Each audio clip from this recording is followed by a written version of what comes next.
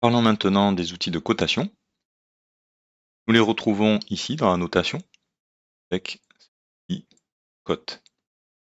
Au passage, on voit que dans l'onglet Accueil annotation, on va retrouver des éléments qui sont développés de manière plus complète dans l'onglet Annoter avec cette partie ici, cote, vous trouvez davantage de choses.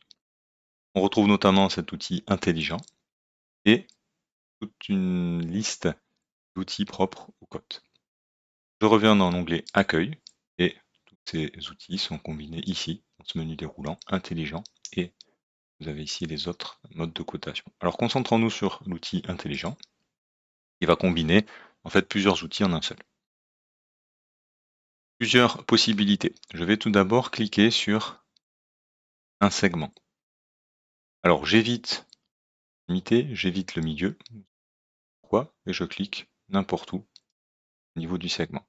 Après mon clic, Insight a reconnu un segment, crée une cote qui démarre bien chaque extrémité du segment et me demande de repositionner la cote. Et vous voyez que il a en arrêt positionné la cote. Je clique, ça y est, ma cote est créée. Alors, il offre plusieurs possibilités, vous avez vu la bonne. On ne va pas se concentrer dessus pour l'instant. Autre possibilité, je vais coter ici ce segment incliné. Clic, même fonctionnement. Et lorsque je bouge ma souris avant de cliquer, vous voyez que DraftSight, en fonction de la position de mon curseur, propose une cote alignée, une cote horizontale ou une cote verticale. Je peux évidemment créer plusieurs suivant mes besoins.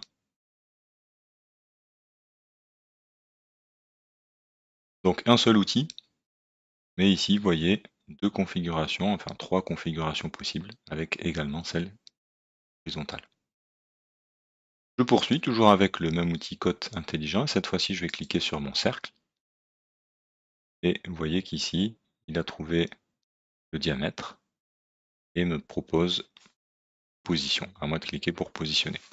Si je regarde les options tout en bas, je vois que j'ai aussi la possibilité, par exemple, de coter le rayon, donc le diamètre, à moi de voir. Autre possibilité, je vais cliquer sur des points bien précis. Alors ce qui peut vous arriver, vous voulez coter ce segment, vous cliquez ici, et vous êtes pile au milieu. Dans ce cas-là, vous voyez, il n'a pas créé de cote. Il attend d'avoir un deuxième point. Voilà pourquoi dans ce cas de figure, je vous invite à éviter les points particuliers. Maintenant, si vous voulez coter un point effectivement bien précis, eh bien il faut choisir une extrémité, un milieu, un centre, etc. Et donc spécifier un autre point, donc venir chercher une accroche objet ici. Et vous voyez que la cote est maintenant créée entre deux points. Alors même principe, vous tournez avec votre curseur pour avoir la cote verticale, la cote inclinée par exemple. Allez, voilà, positionner comme ça. Bien.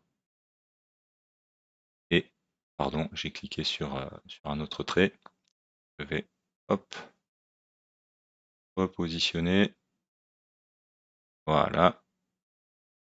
Voilà, très bien. Donc, entre deux points. Alors, maintenant, je suis intéressé par un angle. Cliquez sur mon trait, puis sur deuxième trait. Et là, vous voyez que DraftSight trouve ici l'angle. En fonction de votre position, vous avez différentes valeurs. Alors, dans mon cas, je vais le placer ici, c'est plus intéressant. Et par rapport à l'horizontale, vous avez les angles complémentaires. Et on clique pour positionner. Donc un outil un peu couteau suisse. Vous avez nombreuses possibilités de cotation en lançant une seule commande, cote intelligent. Vous pouvez forcer ou en tout cas vous concentrer uniquement sur certains types de cotes en choisissant des cotes qui vont être alignées, au contraire linéaires, angulaires, etc. Vous l'avez vu, côte intelligent permet de nombreuses choses. Alors, il nous manque ici un arc côté. Voyons, ça fonctionne avec un arc. Venir dans ces côtes intelligents. Et vous voyez que il me propose le rayon. Alors, si vous regardez les options, sans surprise, on a le diamètre, et notamment, alors linéaire, angulaire, notamment on a longueur d'arc, ça peut être intéressant, AR, AR, et vous voyez maintenant, c'est ma longueur d'arc qui est cotée. Voilà pour cet outil, côté intelligent, ses différents modes de fonctionnement, et l'utilisation également des options, dans certains cas particuliers, pour avoir vraiment la totalité des informations disponibles.